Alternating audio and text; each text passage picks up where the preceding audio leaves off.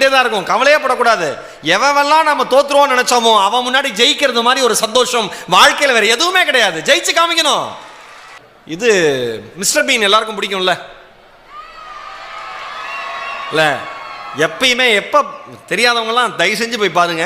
வாழ்க்கையில் எவ்வளோ பிரச்சனை இருந்தாலும் அவ்வளோ சிரிப்பு வரும். அந்த மனுஷனுக்கு திக்குவாய், பேச்சு குறைபாடு உள்ள ஒரு மனிதர் மிஸ்டர் பீன். ஆனால் நடிக்கணும்னு ஆசை. முதல்ல எடுத்தோன்னே தலைவர் சூப்பர் ஸ்டார்னு சினிமாவுக்கு போயிருக்காப்புல.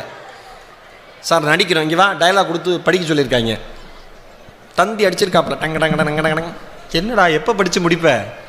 முடிச்சிருவேன் சார். ரிஜெக்டு.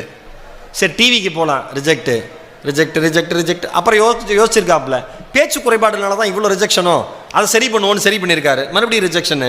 என்ன பண்ணுறதுனே தெரியல. இவனுக்கு எவனுமே சரி பண்ண வர மாட்டான், நம்ம திறமையை நாம தாண்ட அந்த உலகத்துக்கு காமிக்கணும்னு அவரே ப்ரொடக்ஷனில், ஓன் ப்ரொடக்ஷனில் சிம்பிளாக மிஸ்டர் பீன் ஒன்று ஆரம்பிச்சிருக்காரு. உலகமே யாருமே எதிர்பார்க்காத வகையில் சூப்பர் டூப்பர் ஹிட்டு.